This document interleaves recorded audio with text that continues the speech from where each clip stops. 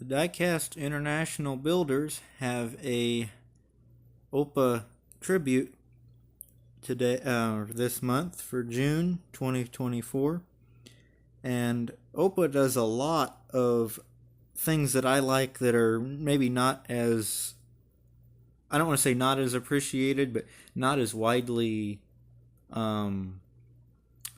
restored, I guess. You know, everybody does a Hot Wheels or a Matchbox or a Lesney or something, but not everybody does Tootsietoys and Midge toys and that sort of thing. So I thought that's what I'm going to do, is a Tootsie toy, because I've got quite a collection of Tootsie toys. So I thought that was just perfect. Now I had to decide what Tootsie toy I wanted to restore. You know, I really like these. This is a Matchbox. These two are Tootsie Toys. I really like these. That's a C80 Ford, or I'm sorry, a C80 Chevy, and that's the Ford. And I really like those, but those are in good shape. That's a little. You're a Midge toy, aren't you? Yeah, little Midge toy MG. But then these are all Tootsies. And you could see some of them could stand to be restored. But I wanted to do something a little bigger than those. I was thinking one like this size. So we'll go over to my other shelf and I'll show you what I was looking at. I recently redid this shelf here, so it was a little more organized. You start out on the left with Tonka. Sorry, my shadow's in the way. Then you get some of the bigger Tootsie toys, and then you slowly progress over into what is mostly Auburn stuff with a few random things in the back there. So what I decided to do of my Tootsie toys, I really thought about doing this dump truck here. It's missing the tire, but I really thought about doing that. That's supposed to be yellow with a red bed. Obviously there's no yellow paint on it. I could have done the safety truck. There's a lot of things I could have done. I could have done one of my military trucks. I've got several different ones like that. Really, I highly considered doing the tractor. But I finally settled on something I thought kind of suited me. To a lot of my friends, I'm the Studebaker guy because of my 49 pickup truck. So I think I should redo a Studebaker. So we're going to do this little Tootsietoy Lark here. It's a convertible Lark. So it might be a Lark Daytona, but it doesn't say. It just says Tootsietoy Chicago Area 24 Lark. Doesn't even say Studebaker, but it's a Lark, so you know it's a Studebaker. I've never redone a Tootsie toy before. There's a reason for that. I won't have to take the wheels off of this one, but if I were to do that, I'm not sure how I'd do that without breaking something. I've seen people do it, of course. Like I said, OPA redoes these, so I've seen that done. But I just know I would probably break something or bend an axle. This rolls really good for this era of Tootsie Toy, because this was probably made when the Larks were being made, would be my guess. Now this is an early Lark, like a 59.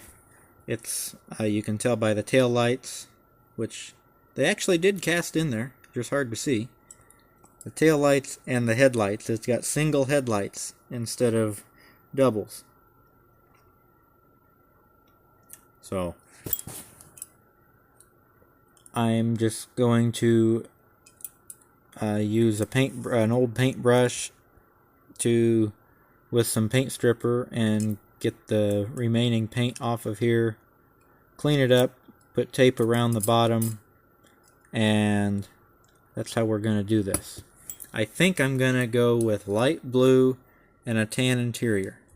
I'm thinking something, I know this is a model, but these are kind of the colors I'm thinking. This light blue with a tan interior. I couldn't find a picture of a real one like that. I've seen a real one like that, but I couldn't find a picture of one. So, okay, here's a good, this is a 62. Okay, you can see that's got dual headlights on it.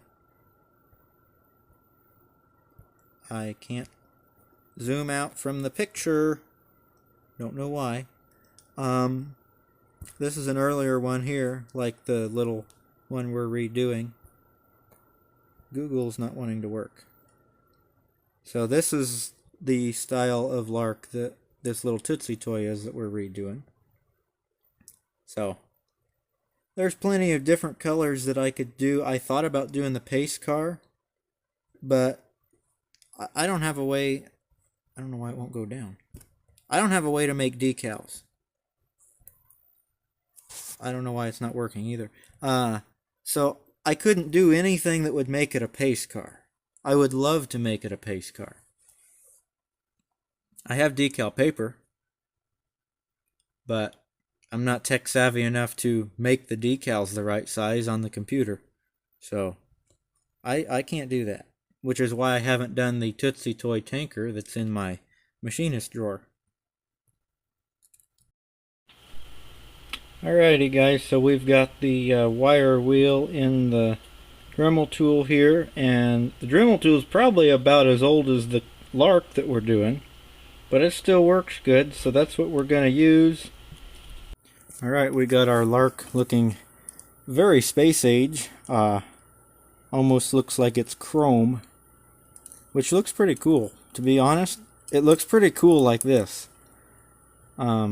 If I would have worked at it, you know, like polished it up, it'd be really cool. Tootsie Toys, of course, were, you know, more crude castings. I don't mean that in a bad way. It's just a fact they were. You know, you get chunks of flashing, and you can see the pitting in the metal. Some of that was present when this thing was cast. So I'm gonna pretty up some of these edges on it a little bit, make it look good. If I was gonna make a rusty car or something, that'd be great, but I think I'm gonna make this look like a nice car, so that's what we're gonna do. Alright, all I use is this little hand file. I've never filed on one of my Tootsie Toys before. I prefer them original, but this one didn't have any paint left on it anyway. So, having said that, I didn't know how soft the die cast was on these things. This was incredibly easy to straighten it out as best I could. There are some divots. You know, I can't file out a divot. I can only file out a bump. I'm not going to put forth the, you know, effort to like fill that in or anything. You know, I want you to be able to tell it's a Tootsie Toy. I did get some of the extra pieces of flashing that were like stuck to the bumper there, or the front fender, and some on the back bumper. They just flaked off once I started filing on them. Been there for 50 years, 60 years I guess, and suddenly it's gone. You know, I mean, suddenly you just jab it a little bit and it comes off of there. Looks a lot nicer. So this thing, oh, I also cleaned the rust off of the axles. I didn't bother polishing the bottom because, number one, that would eat up my wire wheel, but also there's no reason to do that. A Tootsie Toy looks like this on the bottom. I want this to look this way on the bottom. I'm just going to put tape around the inside, you know, of the whole thing, and it's just going to be a shell to paint. Of course, I'll detail it out. I'll paint in the lights and things, because I do like this casting. This is not a casting I see very often, as the Lark. It's another reason I wanted to do this one. It may be fairly common, but I personally haven't seen it. So here's the Lark in primer. Looks pretty good.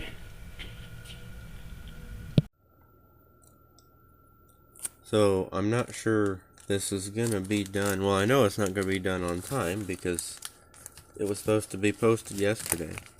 But I kind of ran out of blue paint, and I didn't have any more. So the car looks like it's halfway blue and halfway primer. But it's a Tootsie Toy, so that's the only reason I'm not mad about that. You know, as you saw, I collect a lot of Tootsie Toys, so I'm not bad-mouthing them at all, but it's just a fact that they are kind of a cheap car and crudely cast and crudely painted, and there's nothing wrong with that. That's just a fact that that's how they are. And because of that, I don't mind the fact that the paint looks kind of wonky on it. Because if Tootsie Toy painted it that color, it might have one whole side that didn't have paint on it. Because I've seen them like that. So this is a mid-size Tootsie Toy of this era. They had bigger ones. They had smaller ones. And then they had this size. So I'm going to detail this out a little bit, the lights and the chrome and whatnot. I got myself a Molotow chrome pen, finally. So, we're going to try that out on this thing. Interior may just stay blue, unless I have some sort of paint that I can hand paint that in, because I need to get this done. So, I'm still figuring it out. Alrighty, so I got it detailed out. I didn't do the tan interior, but I did do the green. A lot of these cars that were this shade of blue, or close to this shade of blue, had a aqua or a green interior. I didn't have aqua paint. I didn't have aqua marker. I didn't have green paint, so the interior looks a little shoddy because I did have to use the marker. But aside from the interior, I'm very happy with how it came out. I love that Molotow chrome pen. I've not ever used one before, but you can see around the windshield and all the chrome on the grill and the bumper. On the back bumper, since this is a Studebaker, or on the back license plate I should say, since it's Studebaker in Indiana, of course, since Studebakers were made in Indiana for 99% of their history, we've got a little license plate you can buy, like a, if you give a certain amount of money at the license branch to a given group or organization, then you get a specialized plate that has that group's or organization's logo, like if it's a college or, you know, a foundation of some kind. Well, we've got the Studebaker Museum, so I put a Studebaker Museum plate on it, and the only way you can tell that's the little red dot, which is actually the Studebaker logo, one of the iterations of it, and then 2024 because it is 2024 after all. So I will put this on the turntable for you guys. I hope you go check out the other builds from the Diecast International Builders.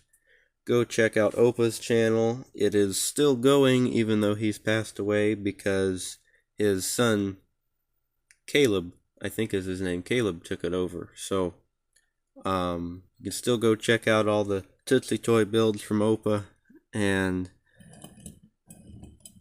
we will get this on the turntable for you guys. Hope it's not too late.